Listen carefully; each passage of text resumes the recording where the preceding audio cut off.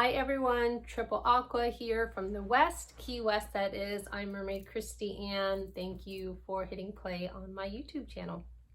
So today I want to talk to you about your dreams. Not the kind of dreams that you have goals set towards or your aspirations or your passions or your desires in life.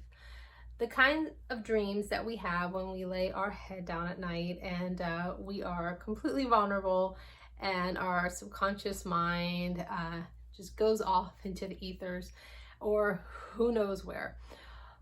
Those kinds of dreams are very significant and we really need to pay more attention to them. It's funny how most people don't pay attention to their dreams, but yet we talk about it a lot. We'll say, yeah, I had this crazy dream last night, or yeah, you were my dream, or such and such. And so, or you just think about it a lot. That's weird when you wake up, and that's bizarre. But then we push it back to the back burner.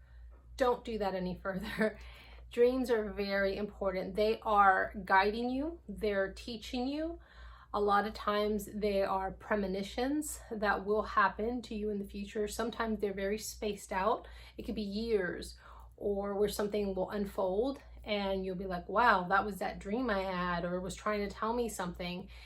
And or it could be days, seconds, throughout the day. You'll remember your dream. And I know that happens to everybody a lot. You know, you wake up one morning and like it could be this morning, and then throughout your day you will remember bits and pieces and fragments of your dreams. Well, the reason it's because you're getting downloads in your sleep. You're getting light codes, and that's something that science call your junk DNA, that they don't know what it is. Well, your junk DNA is not junk. It's just something that we receive messages from the universe, from God, from source, from your ancient ancestors, from your spirit guides, those that are lovingly around you that you can't see.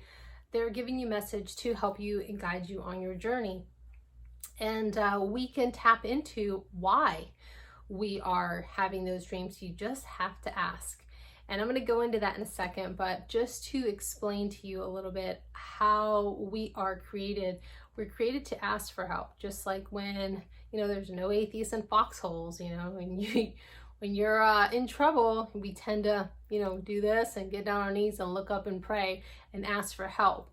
And the reason is because that's how we're designed. You know, a baby learns very early, before they can even speak or even hardly articulate, to cry when they want something, or to point, or to make a gesture, or just to get excited when they see something that they want. And that's our way of asking for something. And we can also ask why we are having these dreams, to make it clear to us. And that is how we access our Akashic library. Now, what is an Akashic library for those of you who aren't that further along in your spiritual journey? And it doesn't mean that anyone's smarter than anybody else, just some of us are a little further along in the spiritual journey. Akashic library is basically the universe's library, God's library, and we all have access to it. We just have to ask. And it is basically your past ancestors. It's also your deceased loved ones. It's also your past lives, if you believe in that. I believe in that. And it is information that is disposable to you at any time. You just have to ask for it, and then you will receive the messages, you will receive the epiphanies, you will receive the aha moments. It's kind of like when you're somewhere and you know something and you know it internally and you just don't know how you know it. That's something that's coming from your Akashic library. That's like a direct download right then and there. You're getting it. And so ask and you shall receive. You know, it's kind of like the squeaky wheel gets the grease, or the baby that don't cry don't get the milk. So if you ask, you will get that information. And don't ignore those dreams, like I said, because they are very significant. Now, the reason I'm talking about this is that the last several days I've been remembering a dream that I had when I was 19. And I would think about this dream very infrequently, like we all do about a dream. Like years would go by, it would pop up, and I would think, okay, push it to the back burner. then pop up, push it to the back burner, kind of like we do all the time with our dreams. Just from the moment we wake up, we were like, that's a weird dream. Okay, it's time to get on with our day. Forget about that. But don't push it off. Now, the last 3 days, that same dream has been popping up a lot. And I'll tell you a little bit about the dream, best I can in my short time on here. But the dream was basically how we were here on Earth, but Earth looked a little different. The stars were brighter, they were closer, but everyone lived in the exact same type of home, and it was round, and it was almost like one huge tower that went all the way up to the heavens, I suppose. And everyone was made to stay inside. And everyone had the same exact window, this huge window, like ginormous. And all we were allowed to do was to kind of peek out, look at our neighbor, look across, talk to our neighbor. You know, you could see people reading a book, but it was huge. And I remember feeling really, really, really tiny and insignificant, and thinking that I wanted to do something. And I can also feel the way everyone felt. And it was very overwhelming in the dream, because we were all made to stay inside. And I remember just feeling just tiny and insignificant. I'm not going to stop and record. I had a phone call and it kind of stopped me earlier. So I'm rolling with all the disparates, like my grandmother says. Disparates are, I guess, like our screw-ups, basically. And so back to the dream, and then I woke up, and when I woke up, I remember feeling really tiny again, and how I'm just one person in so many. Well, the last 3 days, the dream has been popping up a lot. So now where I am on my journey, that I stop and I question things to myself and God.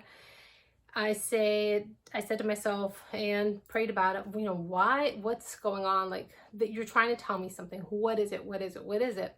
Well, I, later on that day, I was listening to one of the talking heads I listened to, and she said something how in New York, everyone is going outside to their window at a certain time. I think it's like 7 p.m.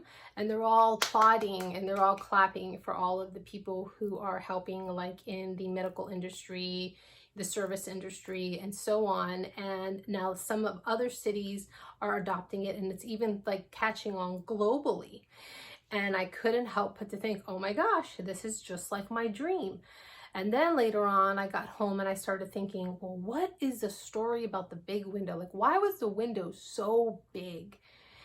And then I asked, and I was asking. So finally, I had an epiphany. The window is our computer, our TV screen, our phones, our only basically line of sight now that we have to the outside world, essentially, so to speak. Yes, we're allowed to go for a walk, we're allowed to go to the grocery store, but let's just face it, we don't really know what's happening all over unless we go on to our big window that we have with our line of sight.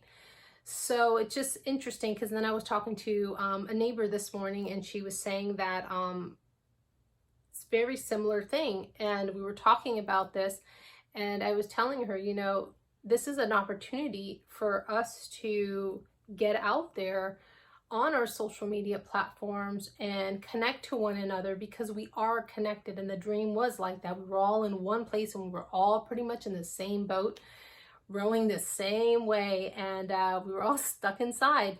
So use this opportunity to not ignore your dreams, because they're obviously premonitions. Like I said, I had that dream when I was 19. I feel like it just came full circle why I was having that dream, and I've always wondered what that weird dream was about and why I felt so intense and the energy was just so incredible in the dream. Well, now I know why. Had I asked questions before, I probably wouldn't have gotten them, because things are unveiled to us as we're ready to receive them. But still, you can also probably prevent a lot of things. Not that I could have prevented something like this naturally, but some people, and she was telling me about a woman that she had talked to that had a premonition about a huge earthquake back in the 50s before it even happened. That the woman always felt guilt afterwards because she never went to talk to anybody about her premonition. Sometimes we even get them during the day, but we also get them while we sleep. And so anyway, pay attention to your dreams. I want to pull a card from the Akashic Tarot. I don't know why it's called tarot, because they're really like oracle cards, but look how beautiful this is. I love this. So pretty. So I'm going to pull from that. And I'm not going to read the book because the book is like really extensive, like super extensive.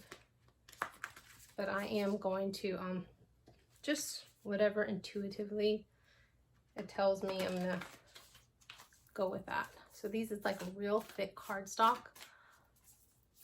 So not, there's one. Okay.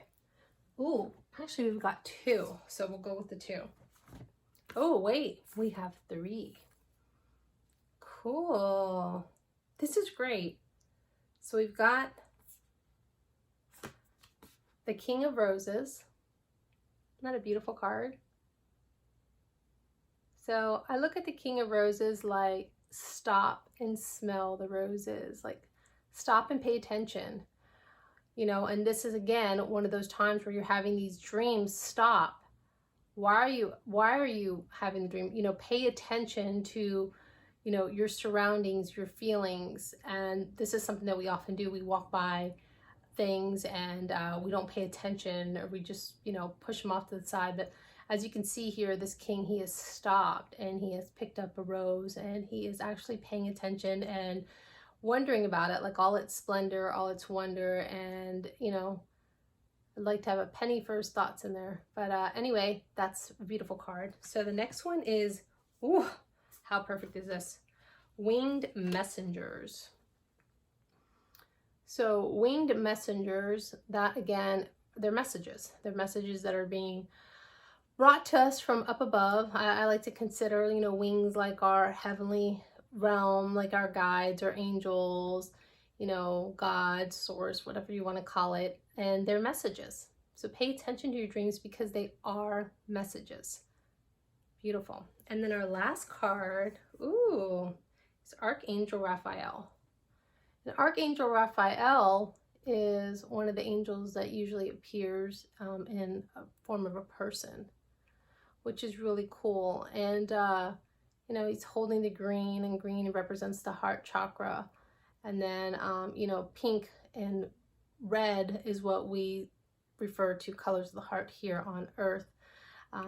But it's actually, the chakra is actually green. So go inside and ask why. Pay attention to those feelings that it made you feel. And even ask Archangel Raphael, you know, to help you unfold these things, or, you know, whatever you believe in. But it's beautiful. All right. Thank you, everybody, for being with me. I hope you will like, share, and subscribe. And hopefully you will join me next time. And remember, always keep swimming towards your dreams. Bye.